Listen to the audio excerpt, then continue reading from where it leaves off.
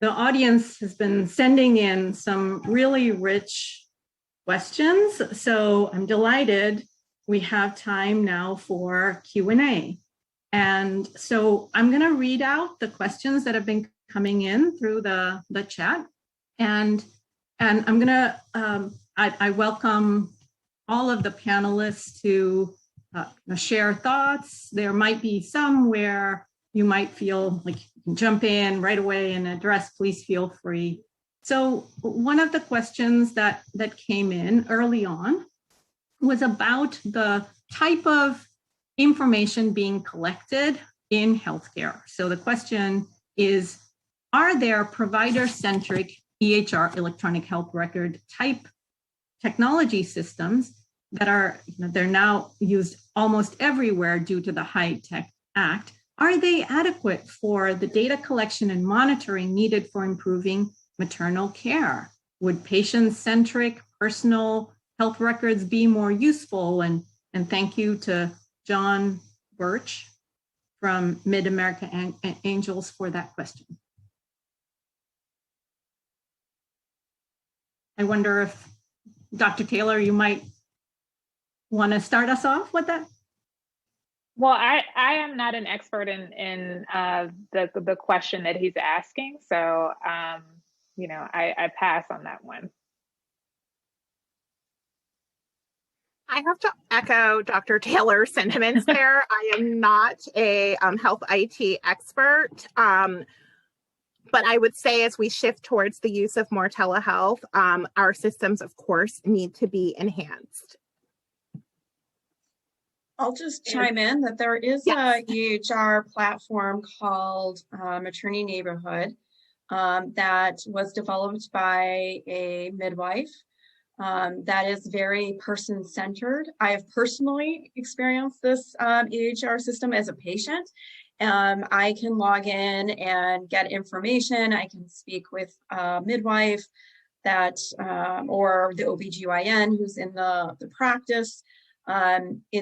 It allows me to have control and agency over my healthcare records and to access it at any point.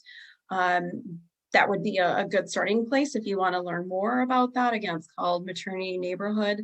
That is probably the only one that I've heard of that is person-centered, especially in the maternal health space, but others might exist that I'm not aware of. Thanks very much. No, it seems like this question has raised an important thing to keep on our forefront of our thinking as there is this emphasis on using the electronic health records together with telemedicine. So thank you again. The next question is about a particular bill. So I'll read it and see if this is, the question is about the status of the Maternal and Newborn Care Act, Kane and Mikulski. The participant says, I believe it's the only one that includes expanded care, not just expanded Medicaid coverage after the postpartum period. This is crucial for preventing later pregnancy-related mortality. Any comments on that particular bill? I don't know if that's one that's on people's radar screens or forefront as what the status is. To my knowledge, I don't think that bill has been reintroduced yet in this congressional session, but I can certainly, I'm happy to follow up with Senator Kane's office on that legislation. I've worked with him, on maternal health in the past, so we can certainly follow up and see what the plans are to reintroduce that bill. Thank you.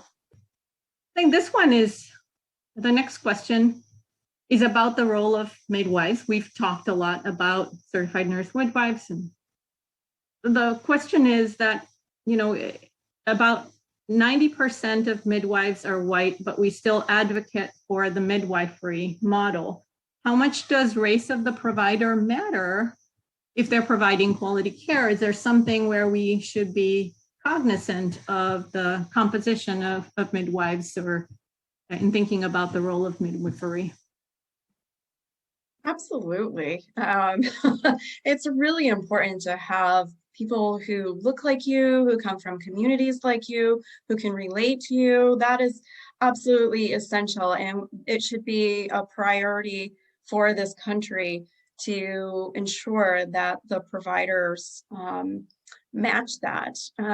I would also say that the midwifery-led model of care is a model. We know of OBGYNs and family practice doctors and midwives who all practice around this model. And so I would extend the question to go beyond midwives, but also look at the family practice doctors who are in this space to ensure that they come from communities and look like those whom they're serving, in addition to the OBGYN clinician workforce. So it's everybody. It's not just one, it's everybody working together. And I'll jump in and say that first, in the Black community, we had a long historical story tradition of midwifery care. It was wiped out at the beginning of the 20th century when we moved to a medicalized practice. So when we're discussing midwifery models of care, I think there needs to be some narrative shifting in who we think of, who we envision, and who wants and needs access to midwifery care. The second thing I'll say is there was a deliberate decimation of that workforce. And the same way that we deliberately got rid of that workforce, we can rebuild that workforce. And so expanding pathways for birth workers of color is a core component of most of the policies that we advocate for. It's, and I'll actually pause there and see if Dr. Taylor wants to jump in, but okay. I'll start with a really small solution that Dr. Joy has been talking about for a little bit now. How many schools of medicine and schools of nursing do we have at HBCUs? And how many of them have midwifery programs? 0. There are no midwifery programs at HBCUs across the country. That's a very easy lever that we could pull to increase access to midwifery care. And then back to the original question about concordance of care, there have been many studies that demonstrate that having a provider who looks like you does increase outcomes, particularly for Black women, for Black infant and maternal mortality rates. So yes, we do need to increase the rate of patient-physician racial concordance across the field. Thank you. That was clearly, and I know we overwhelming yes. But we could go on, and this is really a question that opened up a lot more questions. But in the interest of not wanting to take away time from the other panel, I just want to thank you all, Dr. Taylor, Dr. Godbolt, Dr. Moore.